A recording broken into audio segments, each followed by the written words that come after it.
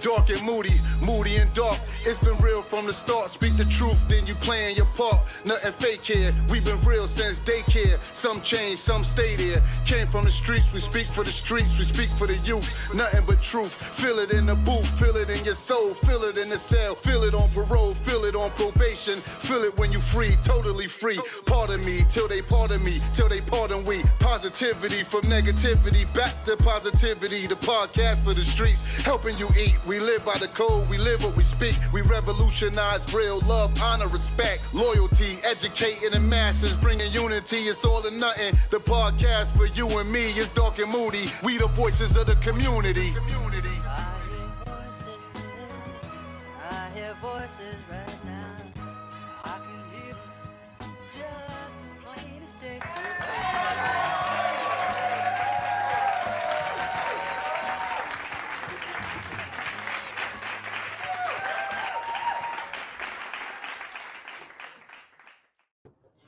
Yeah. This your boy Darc. And it's your boy D Moody, man. You know what I'm saying? Y'all know Darc and Moody all or nothing, man. We here for y'all, man. You know what I'm saying? All day. Listen, we got Hartford in the building, man. Hartford in the building. Hartford stand up, man. You know what I mean? This is the third Hartford guest. You know what I mean? Representing the hard man, hard body. You know what I mean? The heartbeat. Both part. Before he introduce himself and tell you who he is and tell you his story, I want to thank you. Me and Darc want to thank you, and we appreciate you coming down, you know, and showing that love. Absolutely. I appreciate y'all having me. Word up, man. You know what I mean? And it's, again, I said this in the last episode, you know what I mean, last week.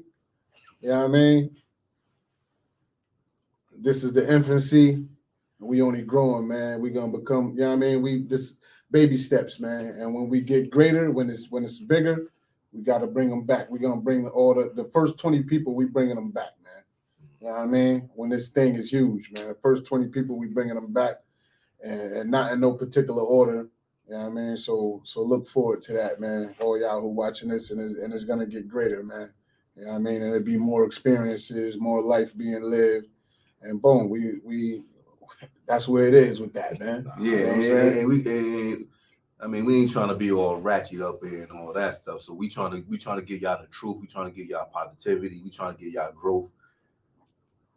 If you looking for all that, nah, we trying to give you real dudes who did real stuff, who accomplished stuff in their life.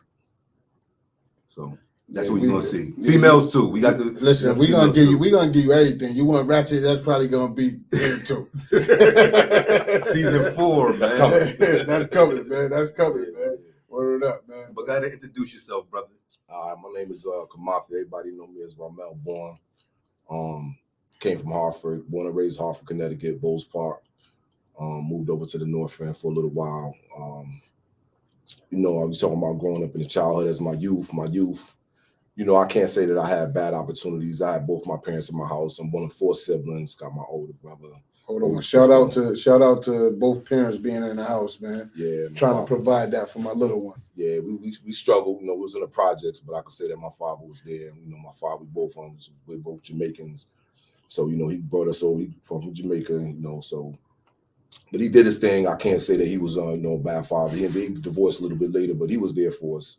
But like you said, when you're living in the projects, obviously you don't have everything. So, you start to get attracted to the things that you don't have, when you're trying to get certain things, when you start to get a little bit older. But, I can't say that they was there. Again, I was one of 4 siblings. I got an older brother, older sister, and little sister. They was there, Word up. So we want to go, we don't know much about Hartford. We learning. Talk to us about Hartford, man, like what it was like growing up in Hartford. Give us like a story of what it was like. What was like growing up in Hartford? What was it to do out there, man, for people who don't know? You got to break it down to somebody. And what's that hood you from? Oh, the hood. I came from Bowles Park, so anybody know about Hartford, Connecticut. You got basically got the North End, the South End. The North End is Black, South End is Spanish. You got different hoods, you got different boroughs. You got the Bowles Park, you had all the projects. They knocked them down right now. Back in my day, we had the Ville, we had Chappelle, we had Nelton Court, we had the Square, we had all the different projects, and obviously all the projects kind of beef with each other. Yeah. So, basically, once I went past Blue Hills, anything like that, it's a problem. So, obviously I'm repping, but then we ended up moving, but you still gotta, it follow you, you know what I'm saying? Because that's where you came from. So, but, and Hartford got a big Jamaican presence too. Yeah. So it's a lot of West Indians over on they got the West Indian Club, and my grandfather was actually a part of that. He's the West Indian Club. It's over on it's off of Main, got Main and Tower, got Blue Hills Avenue, but yeah, it's definitely a big Jamaican presence in Hartford. Word. So about schools, man. What school you went to, man? Bring us to elementary school and any teachers or people who stand out from that time in your life. Elementary, I went to Mark Twain. It's literally right across the street from Bulls Park Mark Twain Elementary School, and I could definitely say it was Mr. K. Mr. K seen I was always kind of a bigger kid, faster kid, so I could say I had some type of athletics that he tried to give me that direction, and unfortunately I didn't take it. But he's definitely somebody that stood out to me as a teacher, Mr. K, that tried to give me that guidance and to try to shape and mold me as a young man. Yeah, that I did. He was a black teacher, white teacher? No, he was actually a white teacher. He was actually a white teacher that was he was good. He was had the patience to deal with kids, I guess you could say, from the urban city, urban youth, but he definitely was the type of person that tried to give us some type of direction, or tried to give me some direction, tried to point me in the right direction. But unfortunately, it didn't really stick right, Yeah, and what grades is those? What's that? Elementary down at Mark Twain went to about, I think it was like 5th grade or 6th grade. Yeah, went to about 6th grade. I ended up going to Elling Junior High, and that's when, like you say, once you start to hit the teenage years, that's when I started smoking weed. You know what I'm saying?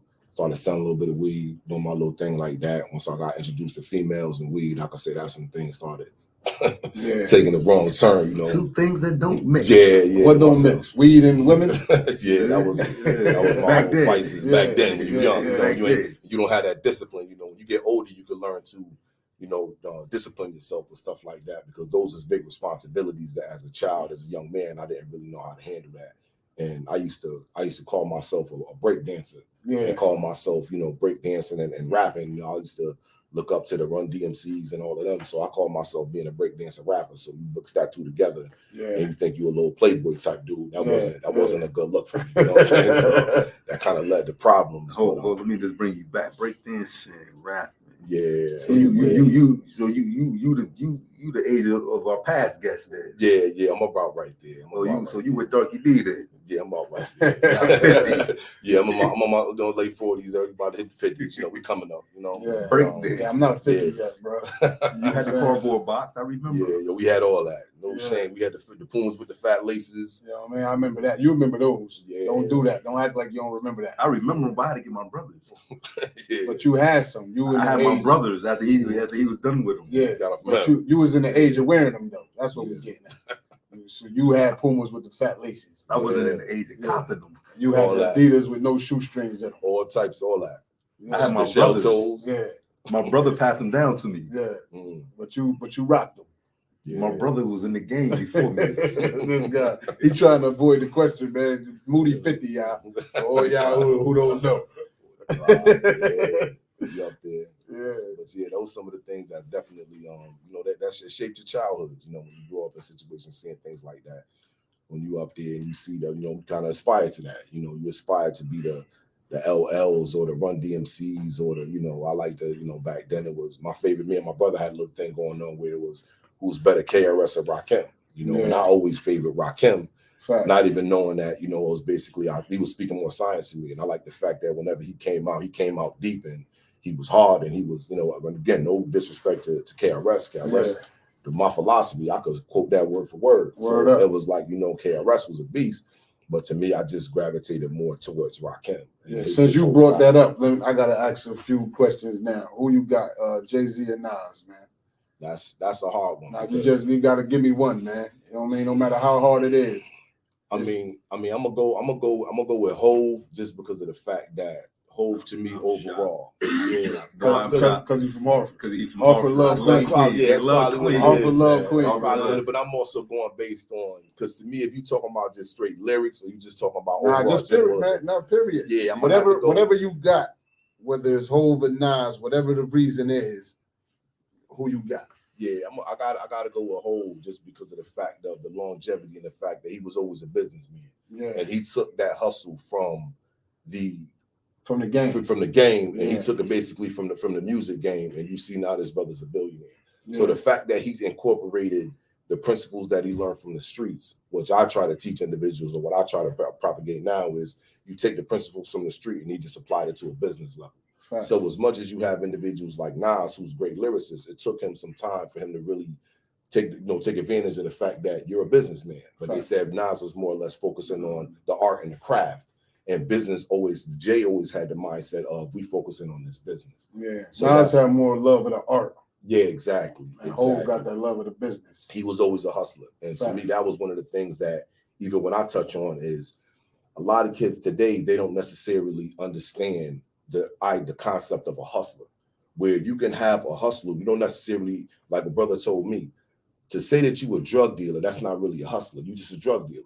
Because you should be able to apply different forms of hustles to what you're doing. Now, if you can only sell drugs, then you're just a drug dealer. You're not a hustler. That's right. So one of the things that really got me about Jay and even individuals like 50 is that they decided to take those principles that they learned from the streets, but they applied that in different routes and ended up becoming successful in different venues. They ended up going into the clothing. They ended up going into the movie industry. They ended up doing other things to show Both I'm a true hustler. And the alcohol. Yeah, the hustlers. It's true hustles. You know what I'm saying? So it wasn't necessarily just about rapping. I mean, they rapped about what they lived, or so they say that they lived, and they rapped about certain things that went on in the areas and the neighborhoods. But at the same time, they were smart enough to take that same grind and that hustle and that what they had inside of them, and they applied that to the business world. Facts. Which is one of the things that I would have to say. That's why I would say Hov stood out. Lyricist, of course, I think that Nas is a better lyricist, but it's just as far as overall general businessman, I gotta give it to Hov. Yeah, cause I'm a hustler. Cause I got 5 jobs. You know what I'm saying? You know what I'm saying? Biggie or Pac, man. Biggie or Pac. I'm bad to say it. I gotta go with Pac though, man. I gotta go with Pac. Same thing, because Biggie is definitely that's my era. You know, Ready to Die, 1994. That's the soundtrack for a lot of things that we did, unfortunately. But when it came to Pac, I would have to say Pac, because Pac spoke a positive message. When you got Brenda's Got a Baby, you got these things, but he also knew how to tap into how to get the ears of the individuals that he needed to hear his message. You know what I'm saying? When you're talking about having a situation where Biggie, some people may just say, okay, well, Biggie spoke about certain things, but he necessarily spoke about negative things. And so to me and again, not to say that that's a bad thing, not to say that what he was doing is wrong. He's, again, very talented individual, may he rest in peace. But I have to say that when you got somebody like Pac, and I think about Pac's influence on the music, I'm gonna have to say I had to go with Pac on that. All right. Yeah, man. So let's dive into high school, man. What was your high school years like that? Well, I actually going back into that, my parents had got a divorce when I was about 13, 14. So my mother, my father wasn't necessarily abusive to her physically, but my father was very abusive psychologically, and he tore her down a lot. So what happened was that she ended up leaving and she moved to Miami. And as I said, it was 4 of us. I was the only one that went, because I was like, I didn't want my mother to go alone. So I ended up going to school in Miami. I went to Southridge Junior, and I went to Southridge Miami Heights. So you ain't go to Weaver?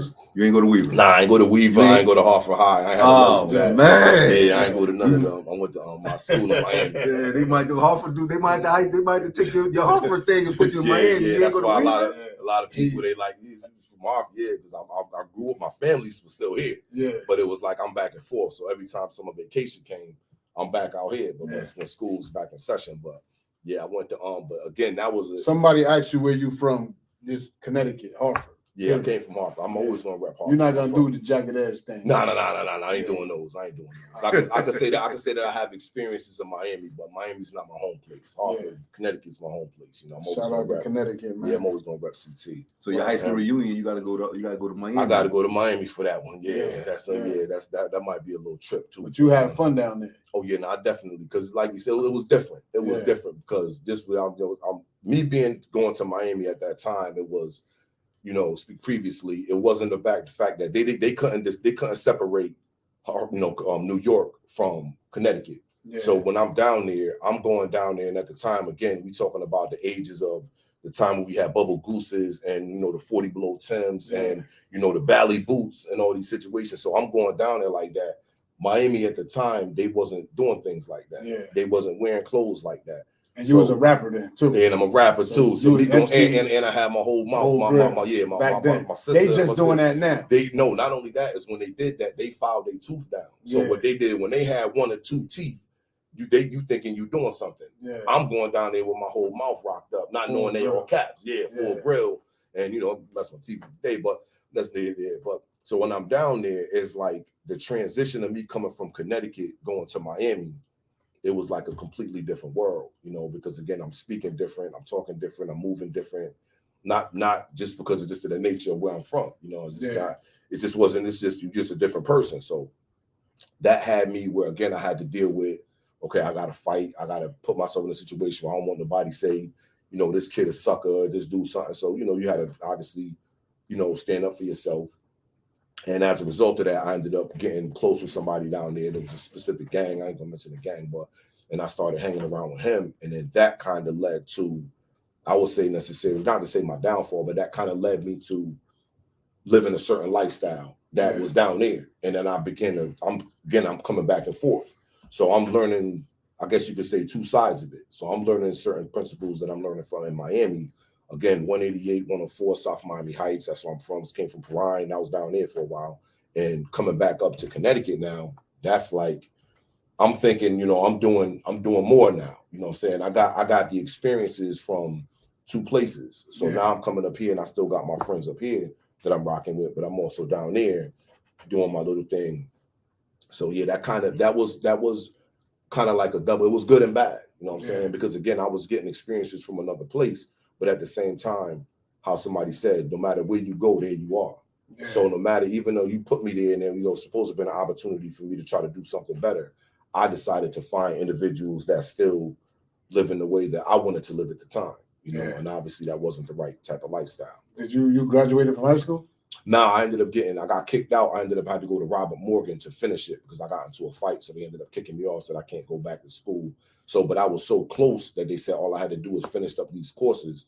And I ended up so I got my high school diploma, but I couldn't graduate with the class. On the street? Yeah, it was a separate school called Robert Morgan. In Miami? In Miami, yeah. All right. Shout out to the high school graduates, man. Absolutely. I only know like 2 of them. Shout out to the GED graduates too. Shout out to people who got their diplomas in prison too. Shout out to them dudes too.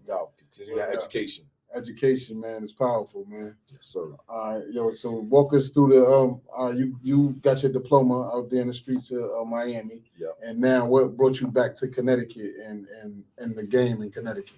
Well, that's kind of actually I have a couple kids, and what happened is I ended up, my son's mother at the time, which is unfortunate to say this, she basically gave me an ultimatum, and she basically was like, you know, you're not going to keep sleeping with me. She was pregnant at the time. And she said, you're not going to keep sleeping with me. Step up, be a man. At the time, it's crazy to say this. I felt like that pressure, that ultimatum that she gave me.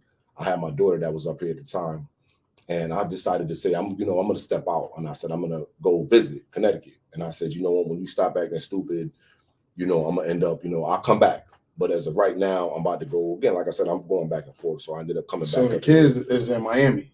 I had my daughter up here first, my oldest daughter, Monica. You know, I had her first, and I ended up going down to Miami. And within maybe a year being down there, I ended up meeting this young woman, and she ended up getting pregnant with my first son, Sean. And so at the time she was pregnant, she ended up getting an apartment in Coral Gables, and she was basically telling me to move in with her.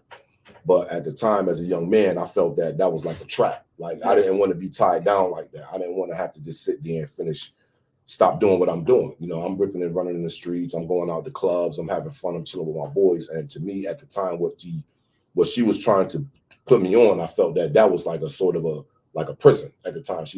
I felt like she was trying to lock me in. Yeah. And at the time, mentally at the space that I was in, I just couldn't handle that. So I just left. You know, I ended up coming back to Connecticut, called myself visiting Connecticut. But unfortunately, I ended up catching a case, my first case, and then I ended up getting on probation. 3 years probation. So that kind of trapped me where I, you know, was basically stuck here, but I still moved around, but technically I was stuck in Connecticut. Yeah. And when you came back, who you stayed with? You was on your own or what? Nah, I came back. My father was up here. So when I came back up here, my father was up here. But even though my father was up here again, my daughter's mother had my daughter. She had her own place. So, but again, I'm still in the street. Yeah, I'm not trying to be locked down. So even though she had a place, I'm there. I'm with her. I'm spending time with her. But I'm still, doing my thing. And it's like, to me, I'm still chilling with my boys, still in the streets. So I had my father's place and I had her place. So I'm kind of bouncing back and forth, just, and then, different women just doing certain things like that. So it's like, but I had this, I could say my home base was my father's place at the time. Yeah. The dad that you left. The dad that I left, that he tried to tell me all the time, like, slow down, living too fast. Again, I'm, 20 years old, 3 kids at the time, and I'm just rubbing around, but 2 in Connecticut, 1 in Miami. Yeah.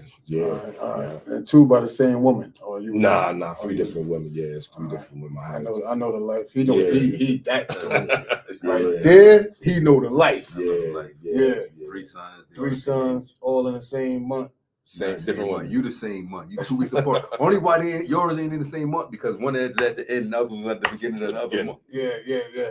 My kids 11 days apart, man. See. Shout out to Nori. You know what I'm saying? Yeah. Absolutely. I ain't planning like that, but things occur, man. Nah, we never planned that. We definitely never planned it, but that's what happened. They blessings. I'm appreciative of my kids. Yeah. So you up here right now. Yeah. Come back, man. You just get that 3 years probation and you stuck in Connecticut as being on a probation, got you with an address in Connecticut. Yeah. How you end up in the penitentiary? Well, I could say that when I came back up here again, it was like the kids that was down there with one of the closest people. His name was Jose, and he used to do like little sticks and stuff like that. And so once I ended up getting into lifestyle, I ended up bringing that up here. Yeah. And when I ended up bringing that stick-up kid lifestyle. Yeah. Well, what it was a stick-up kid, but it was more or less of my man. When I ended up coming up here, my boy Sean, just to give you a quick little scheme, and again, I don't advocate this, but what he was doing is he was basically anybody that he was copping from. Yeah. He'll basically tell them I'm coming to cop from them. Yeah. And I ended up getting them. You know what I'm saying? Shout out to those guys. That's him too. Yeah. He was like the plug. So that was him. Yeah. So he was basically like, anybody, he'll be like, yo, I got this kid. Then he act all surprised, like he don't know what's going on. I'm telling both y'all lay it down, whatever. But that ultimately led to, me having a situation with somebody, and it was somebody I was close to, actually cool. And I ended up getting caught a murder case for that. I ended up catching. I was facing 60 years, but I ended up copping out to 25 for first-degree murder. Yeah. And how much of that did you do? How much of the 25? I did 24. I had to do the whole thing. I pretty much had to do the whole thing. That's why when I talked to my cousin in Florida, he was like, "Why you had to do the thing?" Because I had nothing coming, and that was something that I wrote about, because I basically had no incentive to be good. I had copped out to first-degree murder, and no parole. You cop out to first-degree murder, and being that I had the mandatory minimum, now I ain't even had 85%. Man, that's manslaughter. Oh yeah. Yeah, I had first-degree murder. So now they changed. They switched that. So the first-degree murder had me where I had nothing coming. So what year was that? This was in '97. Yeah, this is in '97. And I actually wrote about that. Well, I'm talking about what I wrote Congress about that, where I tried to explain to them that basically I had really no incentive to be good outside of me wanting to do better for myself as a person, because the judicial system didn't offer me any opportunities. The judicial system didn't offer me any opportunities far as parole. There's no parole in Connecticut for murder. Because I had copped out to the mandatory minimum, I couldn't even get my sentence reduced, nothing. And there's no programs that can help you to do anything. And because I had the crime that I had, even when I tried to take programs, they looked at me as, you're not really going to benefit from this. So we're going to give these programs to other people that it can benefit. I was about to bring that up, because I had 40 years. So the juvenile thing came in and they said, "Oh, you got to take this program." I said, "I've been asking about that program. Y'all told me I got too much time." Yeah, I cannot take the program. Y'all told me I got too much time. Yeah, I got kicked to the bottom of the list on everything when I was incarcerated. And that led to me being in a situation where I when I first came in, obviously, I call it that street venom. Yeah. I still had that in me from the streets. So, you go inside and you're going to be like, if something happens, you want to protect yourself, you want to fight, whatever. But that led to a situation where I was in segregation, and they tried to say that in Cheshire, they tried to say that we tried to start a riot inside the market shop, and they tried to quote unquote say I was one of the most vocal people up front, so the ticket says. But at the time, I've been in SEG a couple of times, but it took this time for me to be in SEG for me to really begin to evaluate my life and do some soul searching, because unfortunately and fortunately, one of the benefits of me being in prison is I did have enough time to just sit there and collect my thoughts and think about what I was doing. And at that time, while I was in SEG, again, I've been in SEG a couple of times, but at this time particularly, this was one of the times that really like stood out to me, where it was like, I don't know why it just hit me. And then my man was, I don't know if anybody knows SEG, but he banging on the vent. You said do anybody know SEG? I'm talking about SEG. Yeah. Hey, yo, let me ask you a question about SEG though, before, and you could get back into that.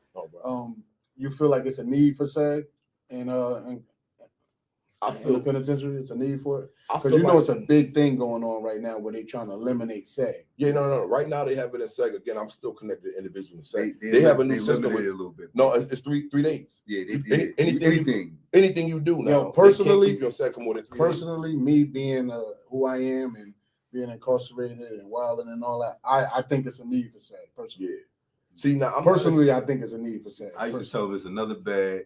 Let's go. But why we taking so long? They used to come get. I'd be like, "What y'all taking? Come on, man. I gotta go to sleep." I don't think excessive SEG time should happen. But I think 3 days is like, I don't think that's enough. Nah. Well, I did 45 days in SEG one time for a fight.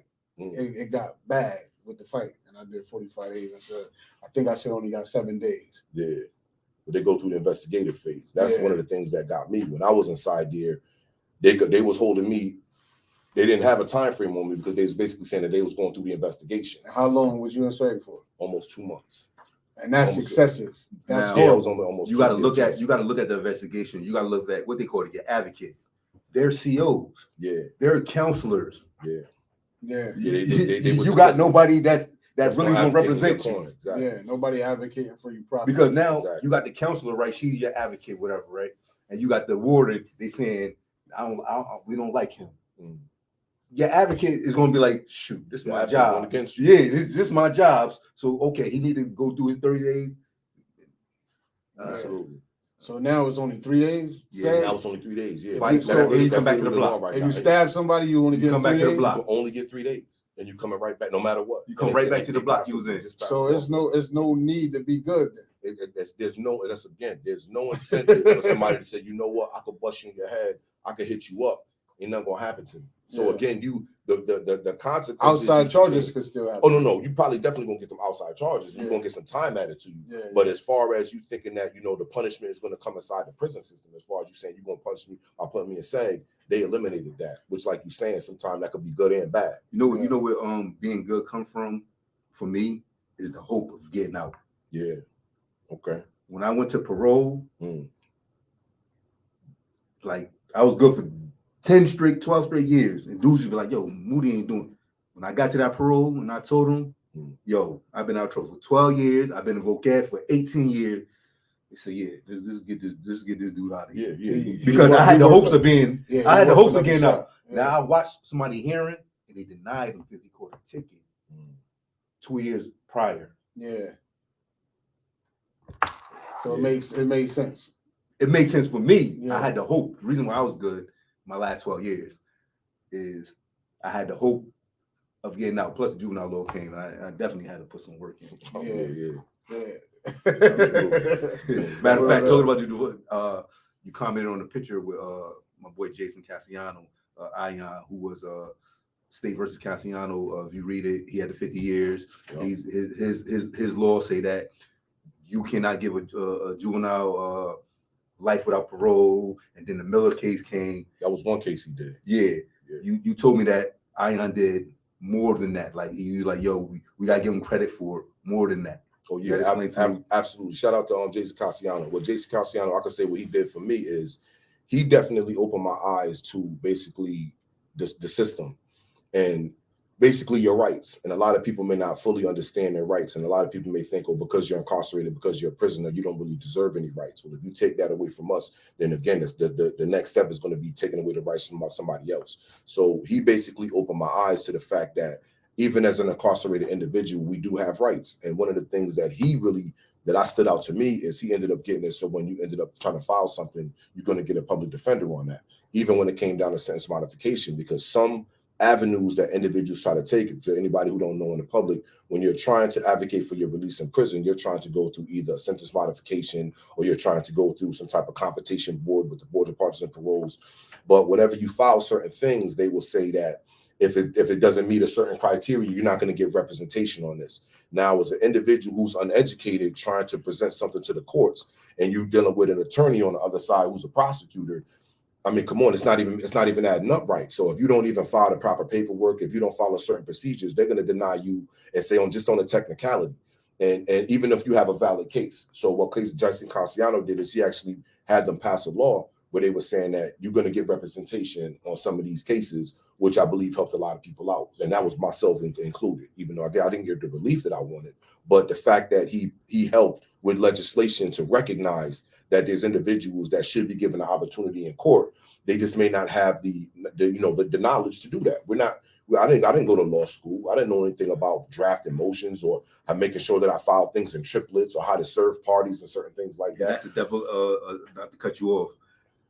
When you lose in the habeas court, the first thing they say is the petitioner. Yeah, exactly. I didn't put that in. It's your fault. Yeah. It's the lawyer that went to Yale, the lawyer that went to Harvard, the lawyer that was in there. He put that in. Exactly. I'm the dude who got a 6th grade education. Exactly. And all I'm trying to do is tell this dude that, I ain't do it or this went wrong.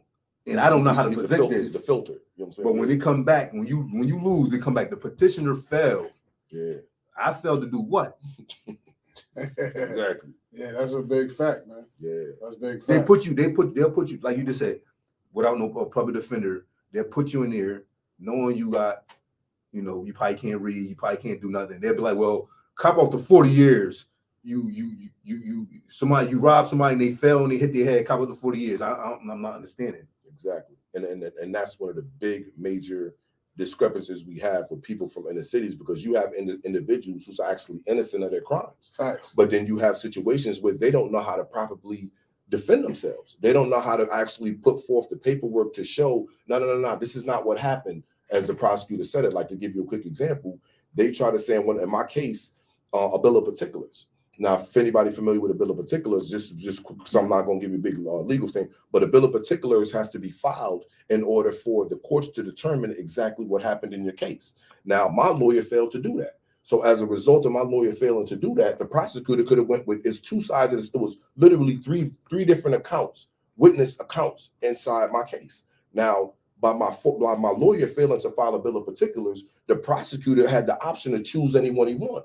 But the case could have only went one way. Now, if my lawyer if I would have filed the bill of particulars, he would have had to stick to one, and then the other one, they could have said that, could have basically said, well, so then you discredited that part. So the only point that I'm trying to make is something so small as a bill of particulars. Not an average layperson, the average person ain't gonna know nothing about that. Yeah. So you're telling me that I'm supposed to represent myself? We talking about people that's facing life, people that could potentially die in prison. But you're not giving them the opportunity to fully present their facts. That's where J.C. Cassiano came in and pointed out this out in the courts, and the courts agreed. Where they said, you know what, you're absolutely right. It should be situations where, if again somebody potentially facing a life sentence, this brother should have an opportunity to at least, at a minimum, present the facts of his case. Right. And he was instrumental in putting together laws and legislation that recognized the situation that we was in. All right. So let me ask you a question. You're an author, right? Yes. And how many books did you write? I wrote a total of 28 books so far. 28 books. 28 books, yeah. And what brought you on the path of writing books? Tell us that before we get into and showing the people your books and all that. Well, again, just to jump back, what happened was I was in SAG. And when I was in SAG, again, that wasn't the first time I went to SAG, but that was about either the third or fourth time I had went to SAG. And I can honestly say, I'll never forget, it was like an epiphany. And it was like, SAG is loud, brothers is wild wilding. And my man next door, he was banging, and he was like, he wanted to talk. And he was like, "Yo, this shit ain't nothing. This shit ain't nothing." You know what I'm saying? That was his mindset. Again, this shit ain't nothing, man. This shit ain't nothing. And I thought to myself, nah, this is something. At the time, I was about maybe 30 or maybe 30, 31. And I'm sitting there saying, I'm in prison for killing another black man. And I got another, again, I'm just starting out my bed. And I thought to myself, if this is life, if life is a game, I'm losing. I'm losing. If I had to add up everything that I did in my life and you wanted to put this on a memorial, put this on, on a tombstone, I thought to myself, I'm losing. I'm losing in life right now. And I started to look at other individuals and I started to think about people that was, like the Jordans or the people that's out there playing basketball, football, and how their parents was in the stands and they was proud of them. And they could be like, that's my son. And I thought to myself, what have I ever done that made my parents proud of me? Yeah. What have I ever done that could make them say, I'm proud to claim you as a child? And it hit me. I don't know why at that time. It just, everything just hit me like it just hit me. But when I left here, that's when I made a conscious decision where I said, I'm not gonna keep doing this bullshit. Something's not working. Something is going wrong, something ain't working. But that's what led my path to start being changing. And I can honestly say it was a brother, I'll never forget this, it was a book called Be More Careful by Shannon Holmes. Right. Shannon Holmes. Pussy Pants. Be more, but I read the one called Be More Careful. And I happened to, obviously you're incarcerated, you read a lot of books. And when I read his bio, he had went to prison. He had did 5 years for robbery. And I thought to myself, again, for you to be an author, I'm thinking, again, you got this image in your head. You got to have college degrees. You got to be this smart individual. Again, I was a street dude, so I didn't really, think on like that. Even though I was always smart in school, I still decided to go to the streets. But when I read that book, I just said to myself, and again, just to piggyback real quick, I was on the Pen Pal website. Yeah. And when I was on the Pen Pal website, I had a couple of, female friends from different areas. There was a woman from out of Kansas.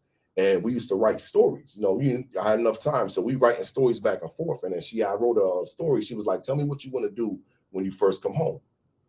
I said, no problem. So I wrote this, long story, we're going to do this. And then she said, have you ever thought about writing? And I was like, nah, that didn't even cross my mind. And she said, she said, the way you wrote that really put me there. Yeah. And that made me say, wow. And I said, you know what? And she said, you should try to write something. Again, I'm going through, she just talking. She just trying to, but I ended up, I said, you know what? I had nothing but time. I'm going to try it.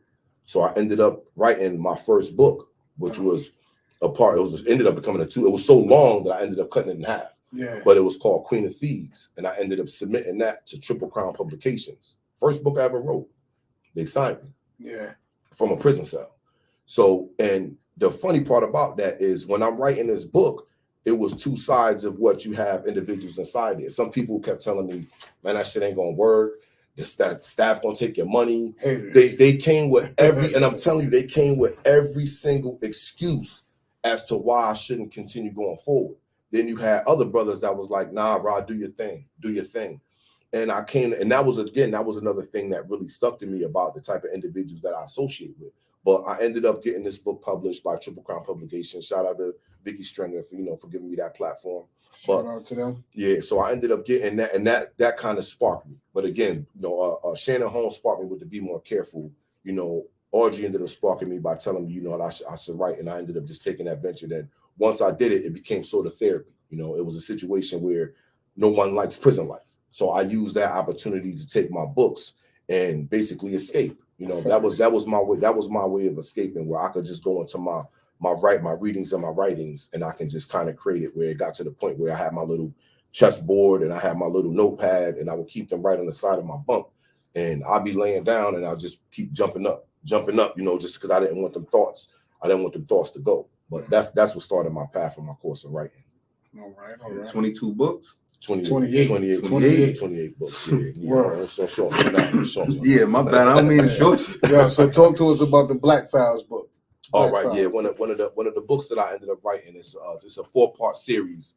It's called The Anonymous Black Files, and it's about a fictitious sex therapist who basically he was a playboy in the game, and it was a playboy in his past, and he ended up saying, you know what, he took the skills that he learned from being a playboy, and he ended up going to school, and he ended up getting his degree in psychology. And what he wanted to do is he said that he felt that a lot of individuals that were getting, you know, the counseling that they needed as far as to sustain a relationship, they didn't look like us. So what he did is he said, you know, they're and not only that, he said this is a new millennium. This is a new millennium where people may not necessarily agree to the traditional forms of relationships. So what he did is he wanted to interview certain couples and ask them what did they do in this new millennium to sustain their relationships. So it's kind of a hybrid. It's like a self-help, but it's also, you know, I could say that it's romance, erotica, you know, not necessarily, but romance and what that's it is. a 3-part book. That's a 4-part series. I actually have three. Series. I have 3 released right now. I'm still about to release the 4th part, but I have 3 actually current out right now. And that's Right. 29. That can be picked up.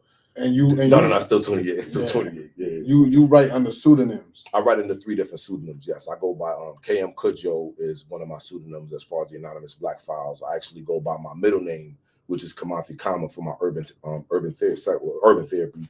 I mean my urban books, and then I actually have my actual legal name for my autobiography and I wrote a murder mystery. Yeah. So Hell was actually one of my other books that I had wrote that is basically one of my it's a joint about, I don't know if you're familiar with Scandal. Back in the day they had Scandal where they had Kerry Washington, where I said that this was the Olivia Pope of Connecticut. What she did is she's a professional power move player. And what she did is she wanted to try to think of a way to try to eliminate drugs from the city.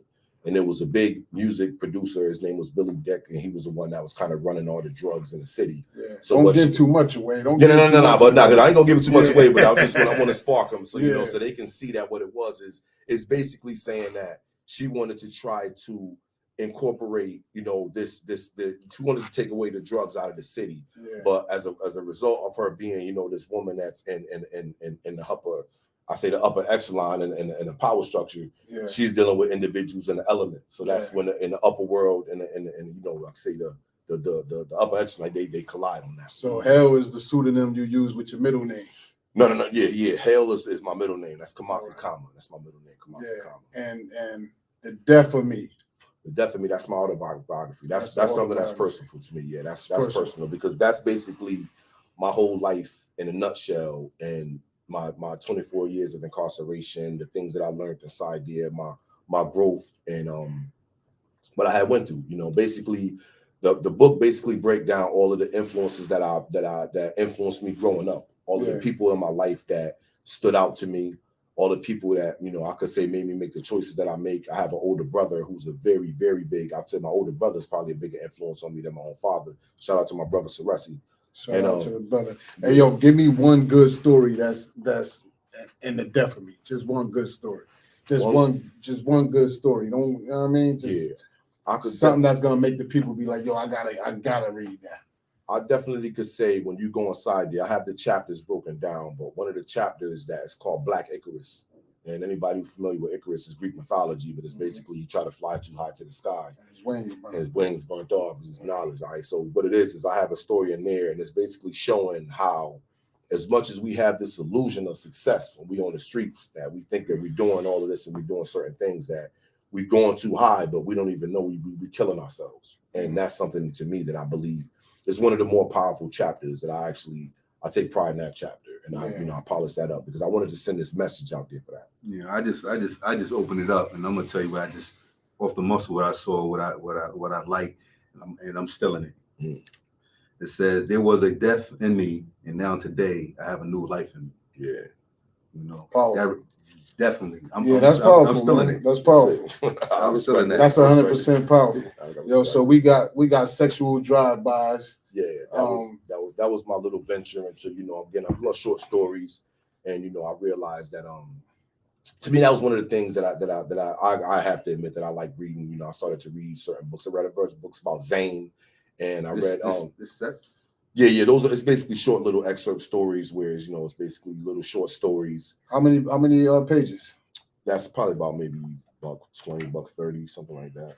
That's not a little, ain't nothing to shake a stick at. 170. I mean, my bad, 170 then. Yeah. So about a little more 150. All right. Yeah, but that was my little journey into, you know what, I wanted to give little short stories, little excerpts, basically just, you know, so those are my fun times, you know what I'm saying? Just something to do. That was just, so they loving this in jail right now. oh no, they going crazy though. You know what I'm saying? Yeah, That's a go to my publishing company. I got my publishing company, it's on my publishing imprint, where I'm actually still, you know, servicing the needs of the incarcerated. So the accent of Jasmine. Scent of Jasmine, yeah. Scent of Jasmine. That's a hitman. Yeah. That's an individual he was a Navy SEAL. And as a result of him being a Navy SEAL, he came home to celebrate with his pregnant fiance, and a botched hit had killed his pregnant fiance. So what he did is he took his skills as a Navy SEAL and he actually went to hunt for assassins to try to find the assassin who killed his wife. But as a consequence, he ended up running into this woman, Jasmine, who was connected to the underworld. And I guess you could say, you know, she kind of rekindled the love that he felt that he lost through his wife and pregnant fiance. Word. Yeah. So tell the people, let the people know that they need to read your books. Just let the people know. Talk to the people real quick. Let them know that they need to read your books and why. Well, again, to me, it's something where I would love for people to just go out and just read and just, because I believe that I captured a lot of different things inside my books. When you go from my autobiography, the fact that I could speak about my life, which is, again, it's nonfiction, everything inside there happened to me. And then I go into the fact that I go into some of my urban fiction, which is The Hail, which I have The Death of Me, which is a 4-part series. I have my Ghetto Messiah, which is a 2-part series.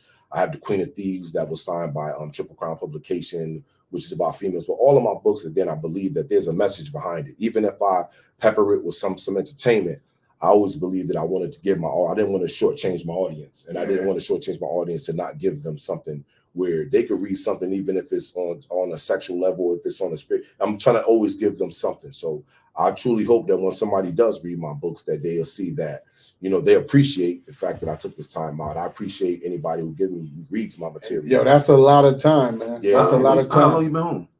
I've been home now about a year and a half. And you got 28 books published. You published them in jail? No, I got 2 books published in jail. I got 2 books published in jail under Triple Crown. When I came home, I ended up creating my own publishing imprint, AKG Publications and Entertainment, and I decided to start doing my own books. Hey, yo, man, look out for this brother, man. Yeah, just told you, he just came from prison and he had a goal. Yeah. You been home how long? Year and a half. Year and a half. Two in prison and the rest out here. So he was already on a mission. Yeah. He was already focused. He already had his goal. He already had what he was gonna do. He must got a number in his head and he's going for 700,000 books.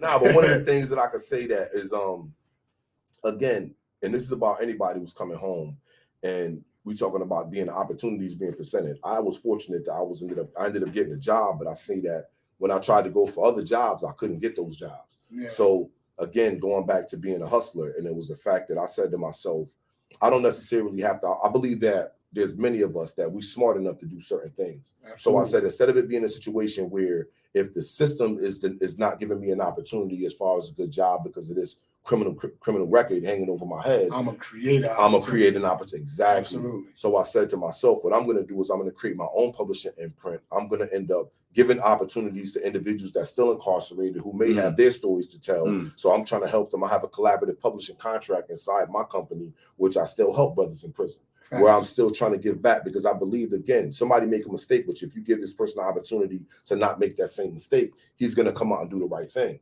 Some people aren't given that opportunity. So it should be a situation where you give these brothers this opportunity. I did 24 years, and I know that when I was inside there, I wasn't given many opportunities. When I came home, I wasn't given many opportunities. So I believe that it's my responsibility as an individual who's seen both sides, that now I have a responsibility to give back. And that's what my publishing company do as far as helping individuals incarcerated. Facts. Hey, yo, man, we love y'all out there. You know what I'm saying? This is Darc and Moody, All or Nothing. All or Nothing. Ramel will absolutely be back. You know what I mean? He'll be back. You know what I'm saying? We got a lot of books. Yes, sir. And we got to dive into some of these, man. I gotta read all of them. Yes, hey, yo, and straight up and down, if y'all hungry, you know where to go. That's it. La Isla Spanish Restaurant. Ask for Little Darc. She be behind the counter. And let's get this food, man. Get that bacalao. Get that Juan Castillo special, the Hearst con Pollo. You know what I mean? And we're about to go there now. You know what I'm saying? Get some of this good food in Coquito, man. Darc and Moody, all or nothing, signing out. We love y'all, man. Peace. Peace.